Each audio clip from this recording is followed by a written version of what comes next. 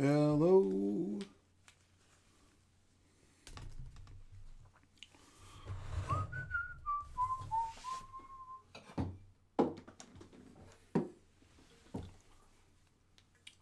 Well, here we are. Battery day has arrived. Boy, I went right up to the deadline here. Sorry I didn't jump onto the stream sooner. I mean, I guess we have a couple minutes. But man, I got so much to talk about. So, anyway, let me know if audio's good and all that other stuff.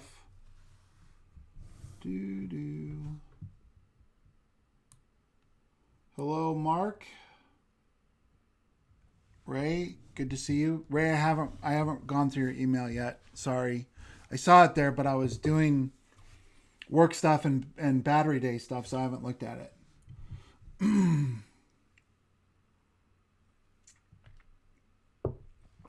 All right. It's not, I guess you guys were on early tonight. It looks like a bunch of you were chatting early. Oh boy. I'm trying to see if there's any questions. Brian Young has a bone to pick with me. Let's see here. All right. Pick away. Pick away. Yeah, I'm blown by batteries. Let's see here. Are there any topics you guys want me to cover tonight? I know we're obviously probably going to be... I've got a bunch of stuff to go through on battery day, but I don't know. Let's see. All right. Is it 8 o'clock yet? Todd the humorous? I don't get it. I'm sure it's a joke. Bone to pick, humorous. I mean, I know there must be a joke there, but I'm not getting it.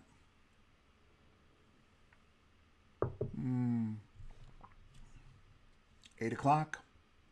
8 o'clock and all is well. Okay. So if you have... Yeah, but I get the humorous part, but I don't understand, like, the setup. All right. So, man, where to start? I think I have a bunch of pathways that I want to go down, but I need a little more time to piece some things together on the battery side. And I really wanted to, there's only two opinions that I really cared about coming out of battery day. And one of them is the one I'm going to cover tonight, which is Sandy Monroe's. So I've probably watched that live or that Sandy Monroe reaction or interview video probably already 3 times. But the suspension system of the Cybertruck, that's going to have to be another night. No suspension tonight. I am thinking on the suspension, I'm thinking about I did a suspension video a long time ago. It was kind of my first video that got pretty good views. But I was thinking about updating it because it feels like it could use a refresh. I've really been hoping there would be some new information coming out. Elon kind of teased in some tweets that they were tweaking the suspension, and I was really hoping at some point we would get a little more information. But yeah. All right. So I want to touch on, I am going to do Sandy, but I'm going to do Sandy second because see all these tabs up here? I don't know if you can see them. 1, 2, 3, 4, 5, 6, 7 different video segments that I want to go through. So it's going to be the bulk of my conversation tonight where I want to go. And I think that because, like I said, there's only 2 opinions I really care about. One is Jordan over at The Limiting Factor. And I kept looking on his channel today. I pestered him on Twitter I messaged him on Twitter, and I kind of asked him some questions, and he's like, dude, I'm getting blown up. I got to work on my channel. I was like, sorry, man. I apologize. But I was like, I have so many questions I want to ask.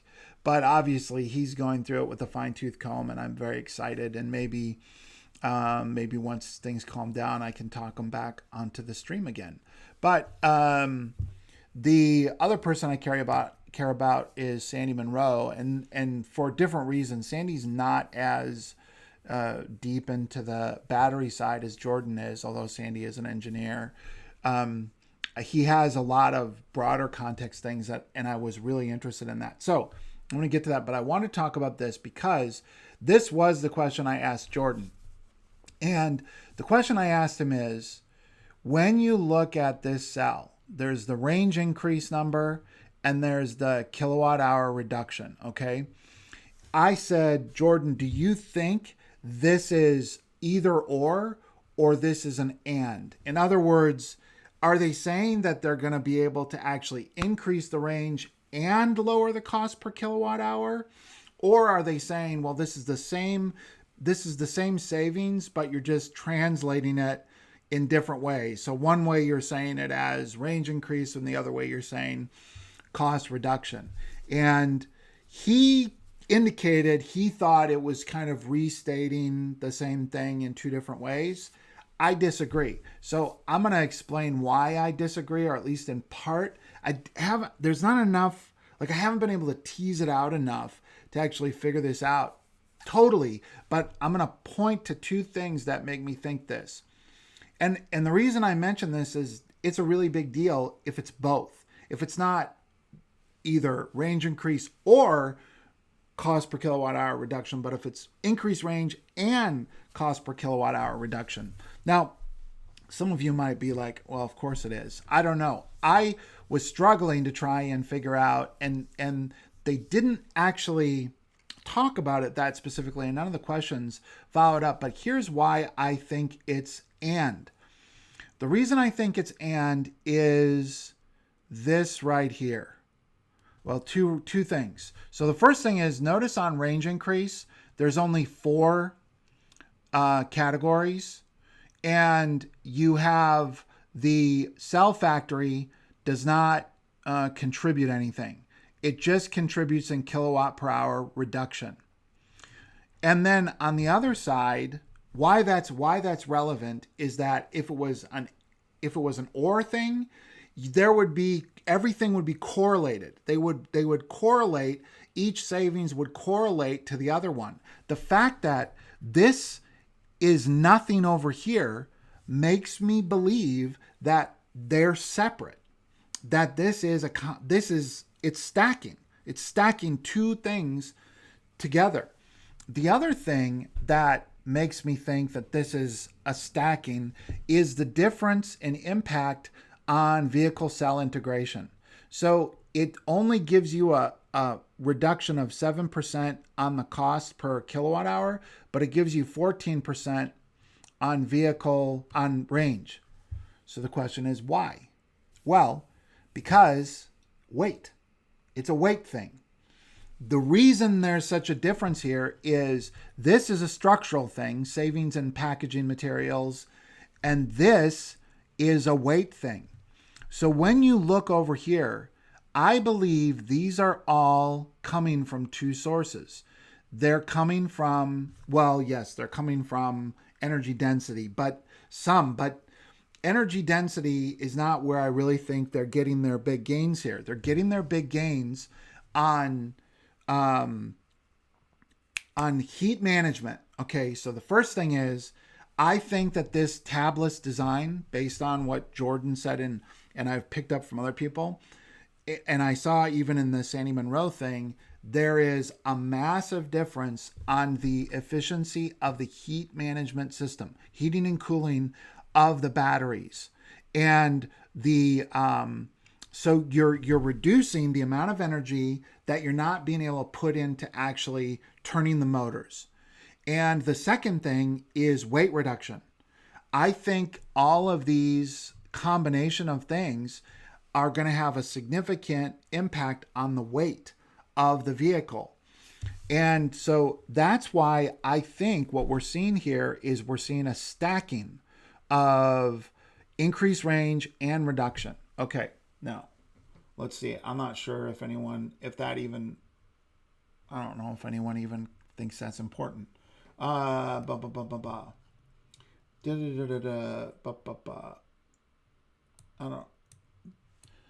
don't know if, okay, yes.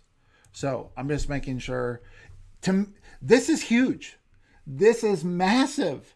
Now, I want to show you something that is very interesting in my opinion. So here are the, if you guys have seen these are the efficiency numbers that this guy, Matt Joyce, he's a pretty cool guy. He posts this about every 6 months to Twitter.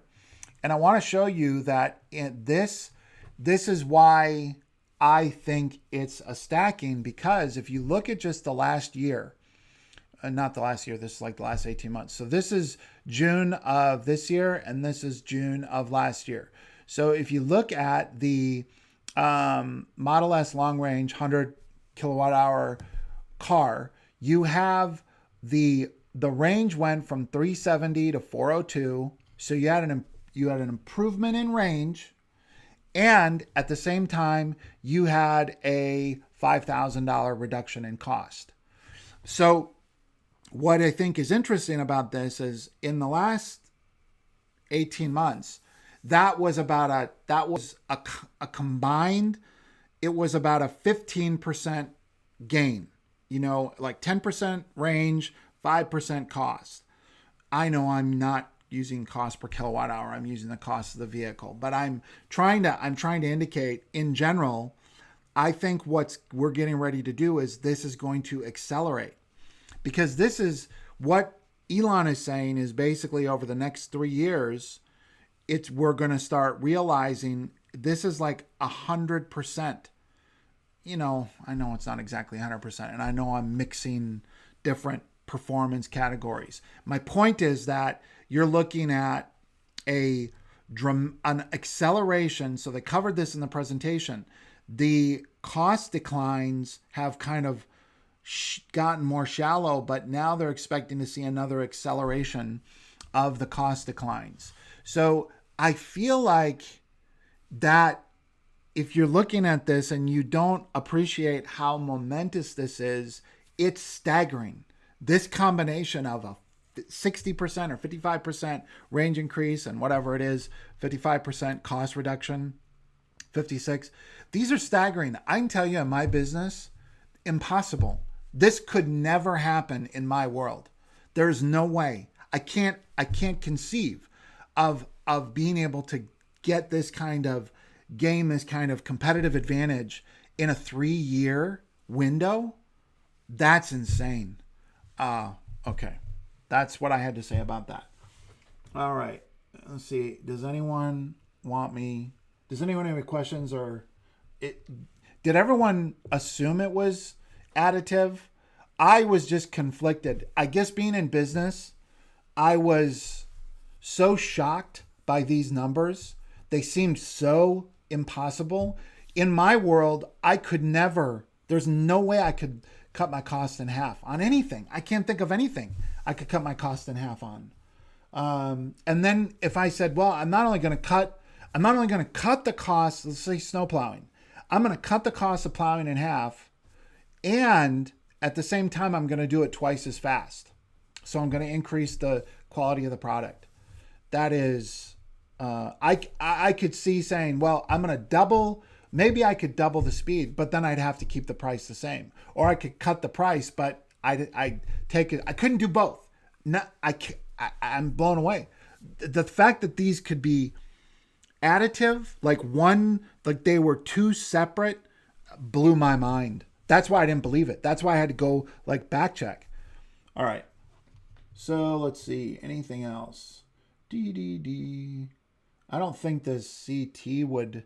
They'll cast. So if you go back to the Sandy Monroe Autoline After Hours, the initial Cybertruck, when he went on Autoline After Hours, that was kind of the first video where Sandy Monroe sort of blew up. But He said that they'll have to cast some components of the door frame and some other stuff, but not full body casting, because you can't. Well, yeah, I don't think you can do that with stainless steel. I think there's that they use aluminum for a specific reason. I am going to be trying to find out about the snowplow thing. Okay, so on the snowplow thing, side note for people that want to know, here's what my plan is. So I'm gonna get my accessory power ranking video done. I'm actually compiling on the Cybertruck Owners Forum. There is a question. If you could only have three features or accessories for the Cybertruck, what three would they be? I'm going through there and I'm cataloging every response, and I'm going to integrate that into my accessory power ranking video. So it's not just like my opinion, but I'm going to link to that, and I'm going to tell anyone that wants to like go there, but I'm capturing people's username in there. So you can't just like sandbag. I mean, I guess you could set up like if you wanted to, but the idea is you can't just be one person and going in there and adding a bunch of features. You really have to like pick three, and my vote's already in there. So on the snowplow front, I'm going to do so accessory power rankings. I'm going to do that video. I'm going to incorporate the data from that question. Then I'm going to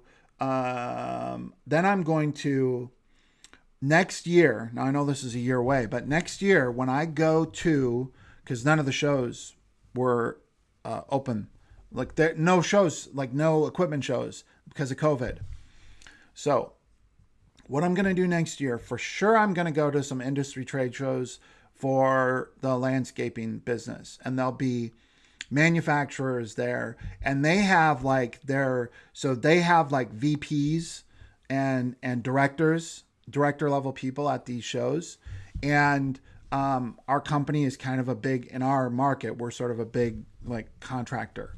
And so normally when we go to a booth, they know who we are and they want to talk to us. And so I'm going to ask the leading manufacturers whether or not they're preparing to do stuff for the Cybertruck. Now I'm going to ask other people too, but a lot of people don't care about accessories, like specifically landscaping accessories, but there are some aftermarket upfitters that are at these shows that I'm going to go around and I'm going to ask them this question about Cybertruck, like what are they planning on doing, especially with the snowplow. So that's my plan. Is it's going to be in the accessory power rankings, not the snowplow, but front mounted plow, winch, and brush guard accessories and accommodating that.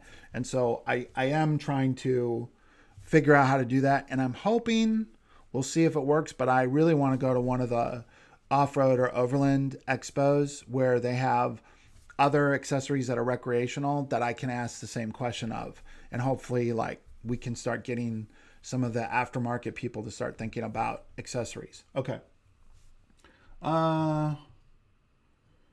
Right. I know about, yes, invalidating the warranty. I understand that. But what is going to happen is the plow manufacturers will actually reach out to Cybertruck, and they'll start asking them about whether or not they can actually do it, what the constraints would be.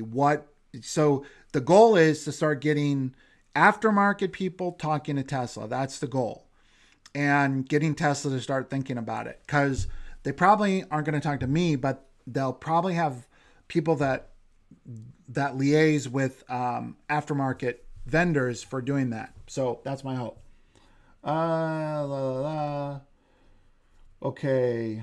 You guys are so funny. You get off on your own conversations, and then I don't even know if there's anyone that wants me to address anything. It's so funny.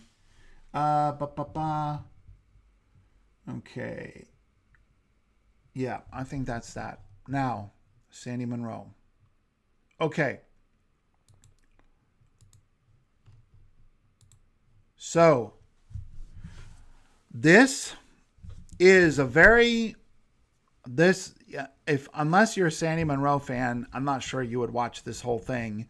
And what I tried to do is I tried to glean the nuggets out of this, because this guy who's the host, he takes up a lot of time, which it's like, I understand, but and then this guy, so this is why I did like this. I'm not sure how many of you guys have watched this so far, because it came out. I was trying to get a video out on this last night, and then I had a bunch of stuff like life stuff pop up, and I was just like, I guess it's not. I guess I'll just cover it in the stream. Okay, so this guy here, if you can, it's entertaining to watch. This is a guy who is an industry guy. He worked at CATL for some period of years. I don't know, 5 years, 8 years, something like that. He just left CATL like a year ago. He was their chief technology officer. And so his primary specialty is batteries, right? Now, I want you to keep this in mind, because remember, Sandy that's not his primary expertise. And in fact, in a few cases, he defers to this other guy. But this guy rarely defers to Sandy in the same way. He basically, you just got to watch it, because he's like, he's arrogant. He's just arrogant.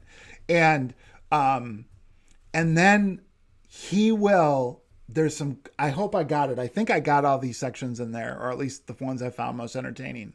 But he'll say something, and then Sandy will basically put the smackdown on him in a very, they're not being like, it's not like me when I go at someone, and I'm like screaming at them and they're screaming at me. It's all very collegial, but man, they are going at it. It is like boom, boom, boom, different opinions. And it's so obvious. One of the things I want to point out to you, because I will try not to stop the video all the time and comment, I want you to notice how often this Bob Gallion guy talks in generalities, and how often in those same instances, Sandy talks specifics. I think this is very interesting. Okay, so let's go. I got all my notes here. I think it's just, yeah. I think I got this set up so I don't really need to do a prelude or anything. So we're going to jump in. I think there's 5 segments here that I think do the best job of conveying this whole fascinating interchange, and giving who I think is, again, the person I most cared about hearing following Battery Day. We've been we in the past we've said that the battery pack that we like the best is the Tesla pack. Can you hear it? I mean, it's been that way for quite some time. The only thing we didn't care for was the manufacturing technique, with having to use those extrusions with the micro channels and whatnot, and trying to cool from the sides, when in actuality heat is axial. It goes up and down the middle. And so we were wondering why they didn't cool from the bottom. Or anyway, this thing basically makes it all happen. And by the way, we kind of are making a battery pack.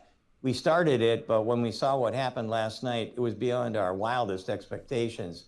So we're changing it around. And this is kind of just an illustration for those folks who...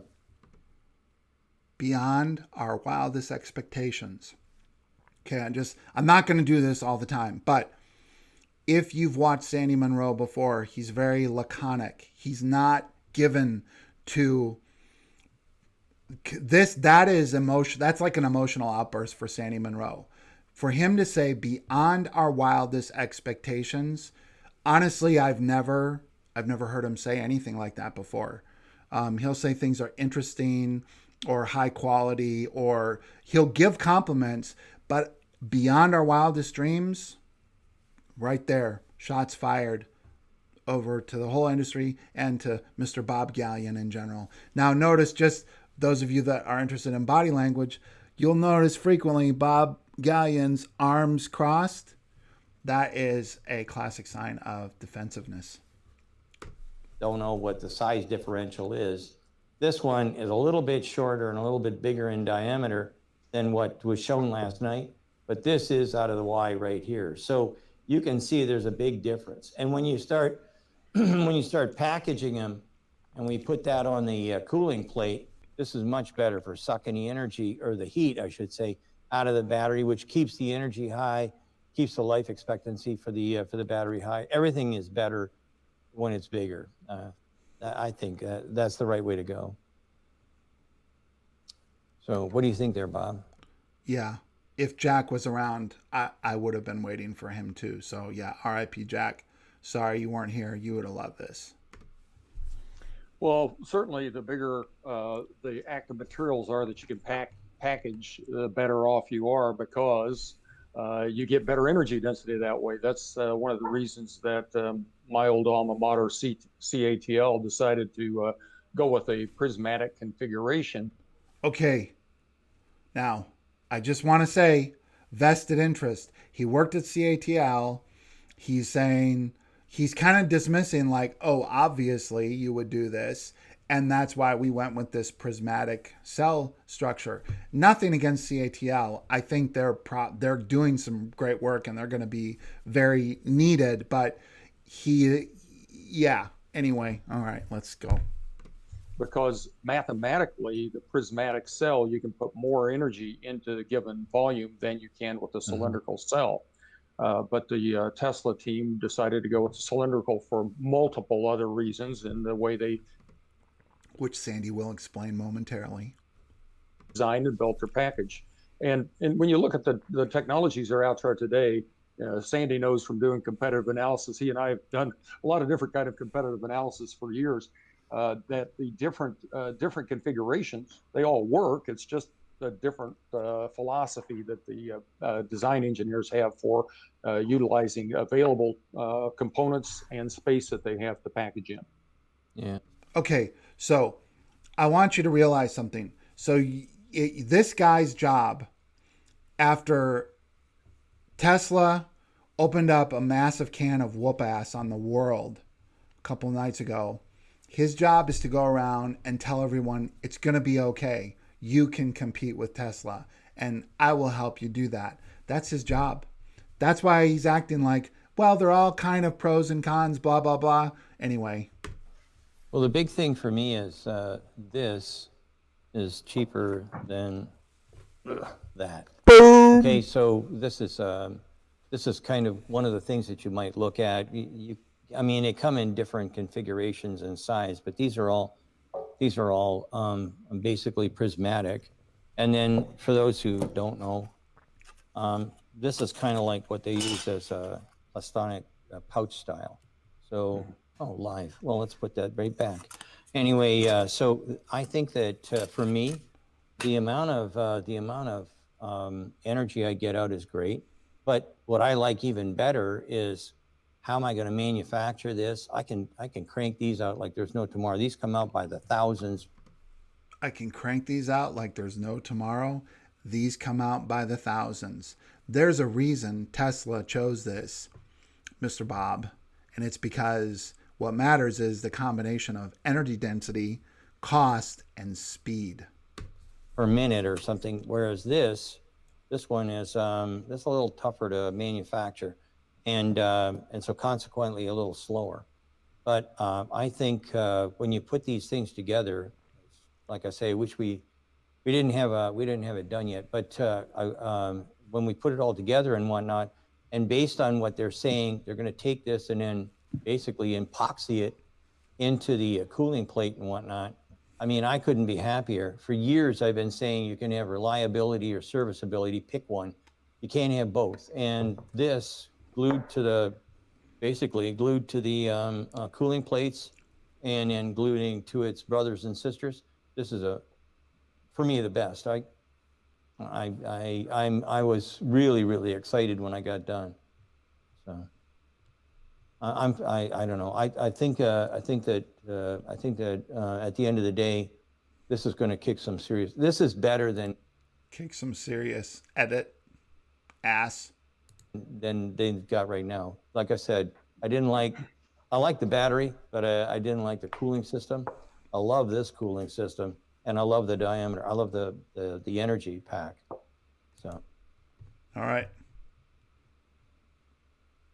Don't you love that? I just love the passive aggressive digs that are happening. That's what made this video so entertaining. All right, skipping up to minute 14:32. drove home the point. Anybody can make a prototype. Manufacturing is hard. He said it like 3, 4, 5 times. That's the real key. I can make anything work once. I don't know how long it's going to work and whatnot, but I can point at it. And we've seen lots of people come in here with here's a piece of plastic and look, it's a battery, and they cut it up in little pieces with scissors. Okay, fine. How can you make 3 of them? No, that's our only one, and we cut it up for you. But actually, at the end of the day, that's not manufacturing. This is manufactured. Okay, so here's what I want to say.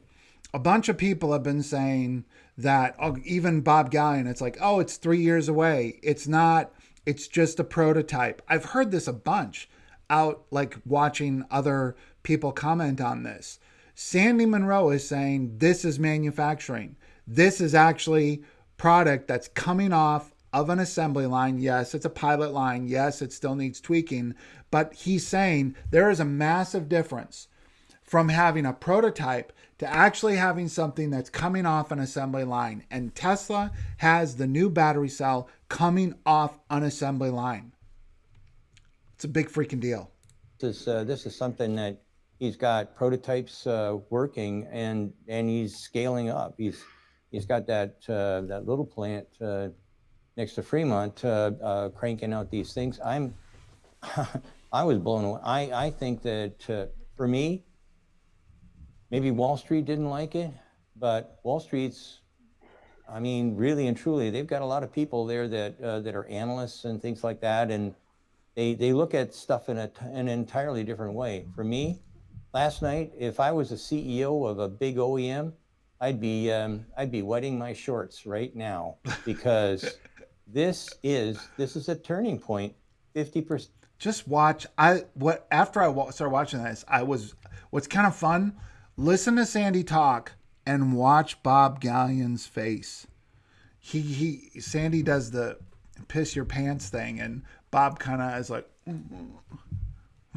it's just fun. Lost cost, 59% more energy and whatnot. This is ridiculous. And not only that, it weighs less. Now all of a sudden, I mean, I can see a $25,000 car that's worth basically driving with this thing. With this, it's too heavy. I mean, it's too heavy. This is perfect. This is like I said, this is the end of the ice age. I've said that a couple of times, but this battery is, I don't need to have the solid state battery anymore. I got this thing. Okay. So this is one of the things, this is why I think Sandy is so essential, because people got emotionally attached to things like the million-mile battery or the solid state battery. And what Sandy Monroe is saying, in as clear and as explicit of a language as ever, is game over. This is game over. It's here. It's done. I'll take that all day long. 50% weight loss, I'll take that all day long. Yeah, Okay. See here. Okay. This is a fun section because we're going to see, this is what I refer to as Sandy's eye roll moment. So let me make sure. Yeah, I think this is the section. Okay. This is a fun one. But what's your sense? I mean, you were at CATL. Is Tesla really that much farther ahead than? Okay, now he's asking this question. So now I want you to watch Sandy's face while you're listening to Bob respond. Say where CATL is in terms of price reduction and the like. General Motors says it's going to get under $100 per kilowatt hour at the pack size in a couple of years. I just like to get your sense. Is Tesla really that much farther ahead than everyone else? No. You know, I have to be a little careful. That's as vocal as actually. There's another place where Sandy gets really excited here that I'm going to show you in a few minutes. But his little shrug and kind of like I don't agree with him. I don't think he's right. I love it. I love that because it's like it's Sandy Monroe's way of saying he don't know what the fuck he's talking about. Oops, sorry. I'm trying not to swear when I'm doing this. Hope I don't offend anyone. Well, John, part of my agreement with Robin when I left China was I wouldn't talk about CATL.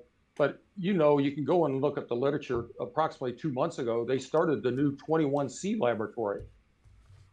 It's interesting that 2 of the Nobel laureates sent letters to Robin and congratulated him on the starting of this new 21C lab. A guy that wants to protect his investors, don't go out and tell the world exactly what they're working on. Just like. Okay, I just want to let you know, I'm letting this play because Sandy's getting ready to do another beatdown. So he's saying, you know, oh, you don't go blabbing around what you're working on. Okay, well, just hand him the rope for him to hang himself. Here we go. The big car companies, the GMs, the BMWs, the Audis, the Fords, the Chryslers, the Fiats, they're not going to go out and broadcast what they're doing because their competition is going to know what they're doing. Tesla takes a different approach. They tell everybody everything. And a lot of the things that Elon mentioned are very forward-looking. If you look very closely, and I'm not trying to dampen Sandy's enthusiasm because I'm probably the biggest cheerleader in the industry. He's not trying to dampen Sandy's enthusiasm. That is so condescending, so patronizing. Motherfucker. Oh, sorry. He has been, sorry guys. Can you tell? I swear a lot in regular life. He's been tearing down vehicles for 20 years. He's been on the inside of the car industry. Sandy isn't he ain't us. He ain't a Tesla fanboy. He was super, super critical of Tesla. Sandy is the way he is because Elon has earned his respect. And the way Bob Gallion is just dismissing it like, well, I'm not trying to dim Sandy's enthusiasm because he's some country rube that doesn't know what he's talking about. It's like, shut the F up. You know batteries. I'll give you that. But you don't know the whole manufacturing process like Sandy does, at least in such a way as to be so dismissive. I'll bet he hasn't been tearing Teslas apart anyway. For electrification, but I'm also a realist in helping grow CATL to where they're at today. It took a heck of a lot of work and a lot of diligence. I'm a realist, as in Sandy, you don't know what you're talking about. I know what I'm talking about. The hours of labor and knowledge that was put into it. I just got through putting together a slide deck that shows the convergence of the cognitive skills and the knowledge base that is required for someone to take technology and turn it into cash. Dude, he's acting as if he has a presentation. Show me the car you've built. Show me the way you've revolutionized the auto industry. You have a mother effing PowerPoint. Sit down. John, you've heard me say that a few times. Technology into cash is the key. And this is what Elon and his team are trying to do. They're just more vocal about it than the other companies. So is there a differentiator between technology that other companies are working on and Tesla? No. Those guys are working on similar types of technology. In fact, fasten your seatbelts, buckle up, boys. CATL, I have Sandy's contracts getting ready with to other open a can of technology whoop-ass companies that are working on things that are beyond what Elon and his team are talking about. So they live in their own development world, and that's fine. Just like any other large corporation, whether it's Magna Corporation that makes components, or whether it's a car company like GM that makes the automobile, all these people are aspiring to make money. And the way you make money is to take technology and turn it into cash. Well, I'll tell you, the thing that I look at is basically sitting in back of me right here. Did Tesla tell anybody that they were going to go to a casting that size? Nope. I don't think many people saw it until I ripped apart the Model 1. Just a reminder, remember I said he spoke in generalities and Sandy speaks in specifics? And now this is obsolete. This is obsolete. This is only half of the size. The real size is double. And I said that I have no idea why they're not doing the front of the car as well. You probably can't see it because it's off the screen, but now they showed last night that not only they're going to do the rear, they're doing the front, and their battery pack is basically using the same kind of technique and technology. They didn't say anything about that. I think what Tesla does is, yeah, they warn their competition about what they're working on right now or what they think they've got in hand, but I have no clue what they've got sitting in reserve. I think that Tesla likes to tease. I mean, sitting in front of me is the octo valve. Who's got that? Lots of people had what do you call them? Heat pumps, but these guys, they went and made that. Okay, thanks. Anyway, this is the octo valve, but they took what everybody else had and turned it into magic overnight. I mean, I can't begin to tell. I have no idea what kind of a budget they got for R&D, for vertical integration and making things better. But I don't know. I know for sure we didn't have anything like that at Ford when I was working there. Never.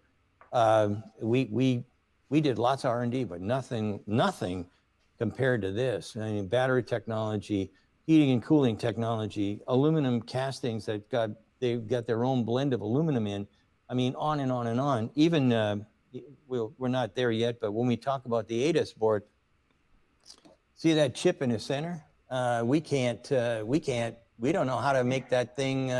We can take every chip and take it to pieces, but that thing's scary. When you look at it from the other side, I mean, look at the number of joints. It's like impossible. This is impossible. How does it do that? So this thing is costing us a fortune trying to reverse engineer that chip. I just love how Sandy is saying, dude, you don't know what you're talking about. I've been trying to keep up with Tesla, and I go through and I do an evaluation, and a month later, I'm getting a new part, and there's more changes in that part in a month or two than we used to have in Ford from a model year transition. It's just, he's blown away. He's like, we can do normal chips inside and out. Regular manufacturers, no problem. We're blowing our budget trying to figure out how Tesla's chip works. And yeah, whatever. It's gigantic and it's revolutionary. What do you call it? Not what's the name of the other chip manufacturer? NVIDIA. And this is a better chip than NVIDIA. NVIDIA's been doing this forever. That's their job. And yet Tesla comes up and says, oh, well, thanks. We're not going to buy your chip anymore. We're going to make our own. So that's kind of, I just think they're not a car company. They're like Edison's lab or something. They're not a car company. They're like Edison's lab. I got to tell you guys, this was the most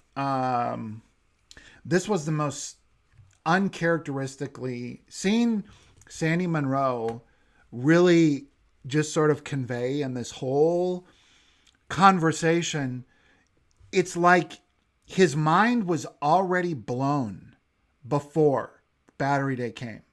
And now he's sitting there going, I've never seen I've been doing this for 40 years.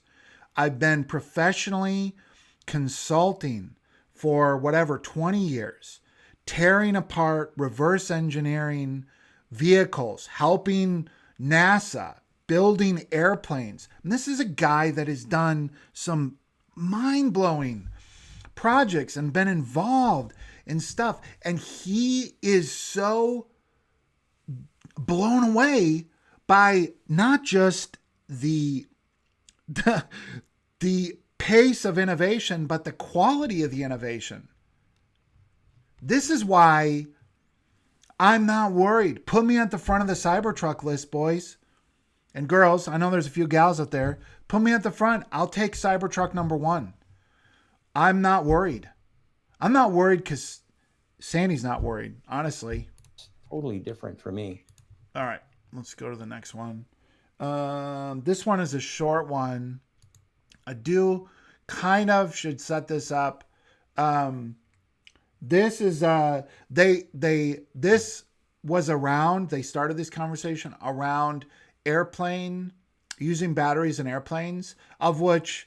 So I'll just mention it. It's a minute 55, so it's around that. If you're interested in the whole airplane discussion, of which he says he thinks it's going to be doable, but he talks specifically about some things that I just wanted to show here in this. It's just like a minute long. We're looking at 2 things happening. One, the cost has gone down significantly. When we did the analysis on the Model 3, the price was 150. What was the price? 150 something, 56, 156 I know you're out bucks there. Sorry. per kilowatt hour. Now it's 108. When Elon said that he had already matched it, I can tell you for sure that's the truth, because we did the costing on it, and we do very accurate costing. So they were at 108 when we did the Model Y. If we go to this thing, we go to the bigger, So 108. So I think this is one of the reasons why Tesla doesn't unveil or didn't unveil actual dollar amounts in there. They just gave everything in a percentage, and I think there's 2 reasons for that. The first thing is they're really going to have, we know for sure, at least 3 chemistries, right? They're going to have the iron phosphate. They're going to have the whatever the other one, lithium, manganese, and then the nickel, high nickel content ones. So they're going to have 3 tiers. The point is that for each of those tiers, the cost numbers are different, but the percentages will be the same. Those percentages will be the same. They'll be able to squeeze each of those different chemistries in the same way. They'll be able to increase the range, and they'll be able to lower the cost per kilowatt hour. But in this one, 106. So supposedly the magic number is 100. So they're talking about having that. Holy shit. I mean, yeah, game over. what, 4680. I think that we're going to see even a lower price, because I have to wind, I don't know, I'd have to at least do 6 of these things in order to get the density of this one. And and now this thing goes into a jelly roll, done, and out the door. These are much faster to build than the prismatic or the pouch. So again, second time he said much faster. I never really know how to quantify this, but he understands internally sort of what goes on assembly lines. And this is why I find it, GM is using the prismatic. Well, they're partnering with CATL, not Nikola. That's another topic. But the point is that what do you do? And I agree. Someone said CATL is going to be successful either way. I agree. CATL, no problem. They're going to win. They're going to adapt. But what do you do if you're as far in on the batteries for EVs? If you're so far in that you have an entirely different process to assemble it, and the reason you did that was at the time that gave you the highest energy density, and it made sense. But now all of a sudden, Tesla has figured out how to get the energy density, let's say within, 5% or 10%, but they can turn out the batteries at 20 times the speed. What do? You have to go back. I don't know what you do, because it's not like you're Panasonic. Panasonic's already building cells. I can see Panasonic going, Panasonic I'm sure will figure this out. And I'll bet within a few years, they're going to have this capacity. But how does somebody that's gone down the prismatic cell pouch design, how do they do this? Man. All right. Let's see. I think that was it for that one. Let's see. Okay. This is Okay. Yeah. This is the one in about, I'll stop it when we get close here, but this is the most animated I've ever seen Sandy get, and it's kind of entertaining. So it takes like a minute and a half to get to the segment, but this is my favorite. This is my favorite one, Sandy. But just about like, have you ever seen somebody like you insult them and they start to come out of their seat because they're getting ready to throw a punch? That's what happens here. It's freaking awesome. But it takes about a minute and a half or so to get there. So, let's see. Somehow let me go back. I got to get back to 103. 103.56.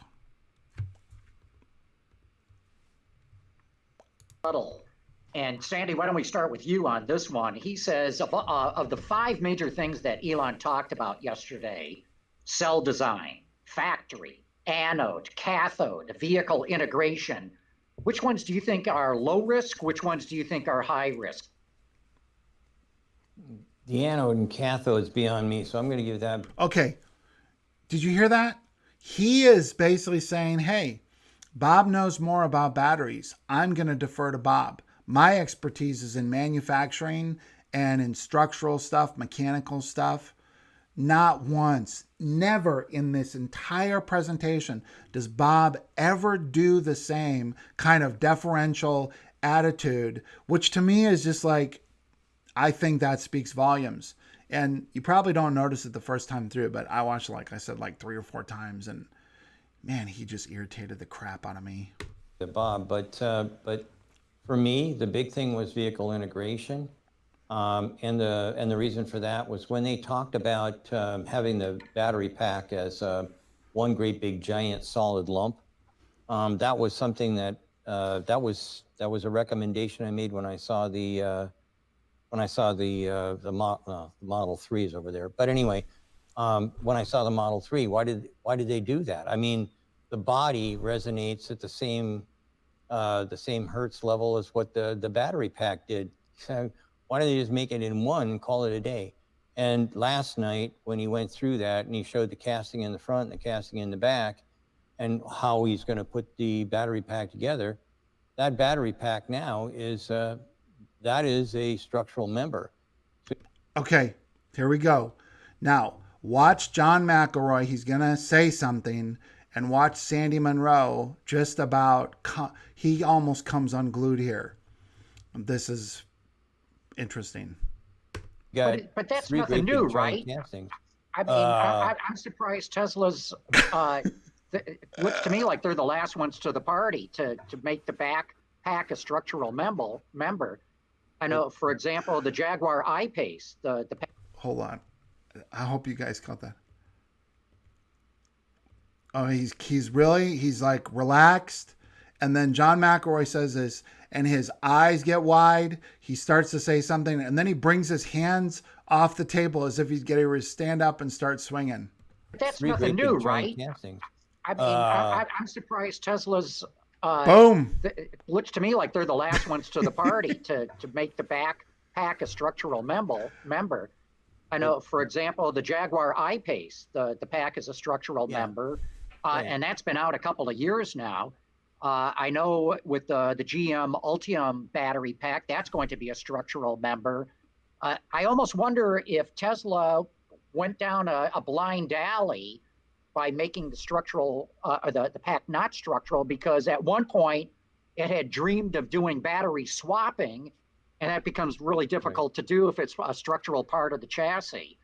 Okay, I'm going to skip now ahead to basically Sandy's response because the host actually interjects here, and it's not bad. It's just, it's not that interesting. So here's Sandy responding to this.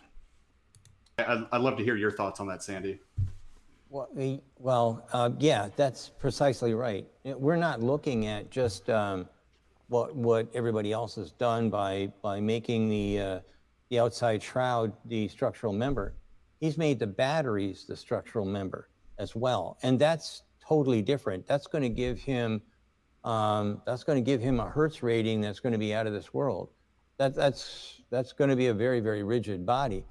I think that what I saw last night is something that nobody's ever tackled, to have all those batteries stuck inside the casting that he's starting around, or at least the shroud that's going around, and then gluing them all in.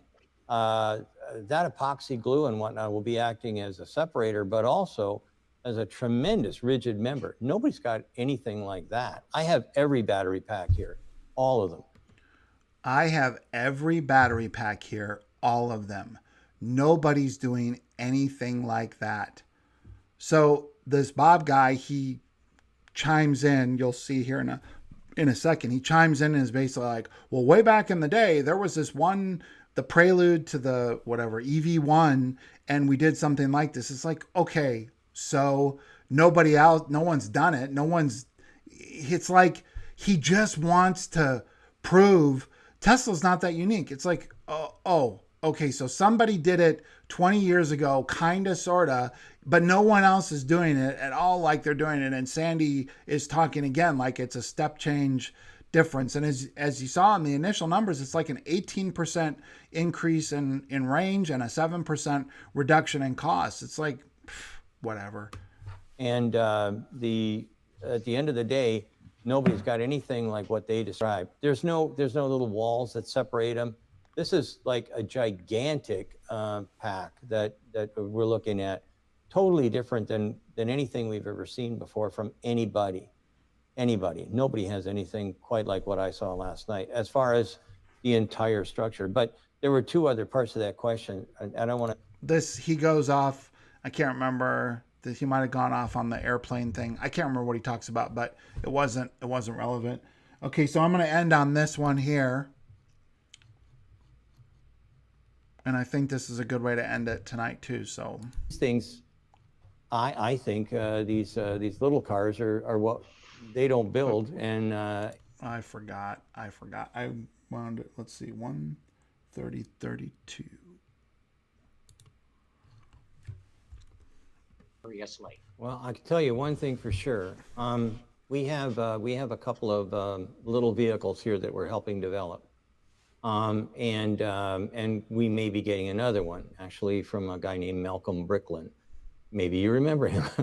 but two of those little companies, Malcolm's company and Nobay, the cute little car that we're working on, both of them want to use Tesla products. We want to implement Tesla's drivetrains, Tesla's inverter converters and whatnot, because we know no one else will work with us, nobody's really got enough on the market. And I don't want to try and produce a vehicle that's, sourcing from who knows where.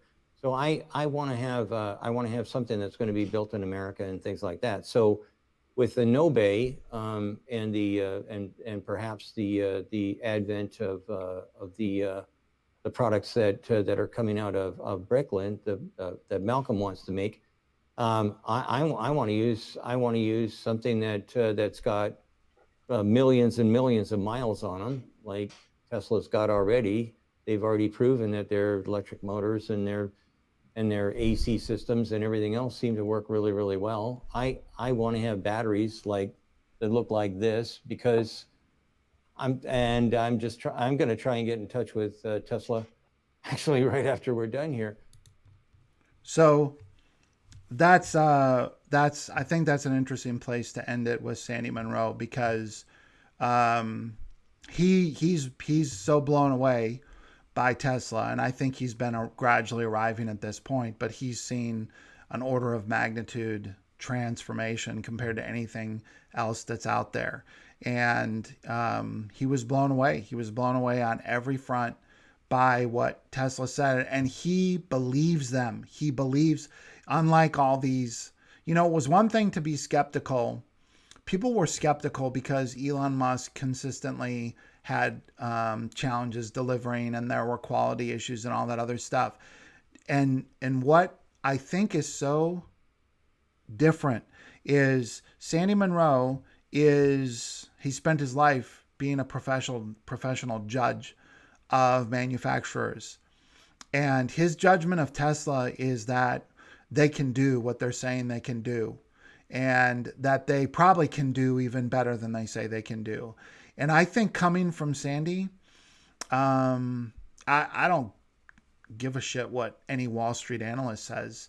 This is the opinion I care about, because this is a guy that spent a lifetime as a bullshit detector, and he's saying I'm gonna basically stake my reputation on Tesla. That's what he's saying here. At the end of this, he's saying I'm getting ready to stake my professional reputation on Tesla's ability to deliver if they'll work with me. And I think that's enough for me. That's plenty. So, all right. I think I don't think I have anything else. I think that's it for tonight. I'm sure next week's I've got several things I want to run down, and I think I'm gonna do the accessory video either this weekend or early next week. So, because I really want to start like getting some traction around accessories and features and engaging the community around that in a more, kind of a more structured way, and hopefully kind of start driving both aftermarket people and Tesla to start thinking about all the things that we're most interested in as a community. So, okay. All right. I think that's it. We'll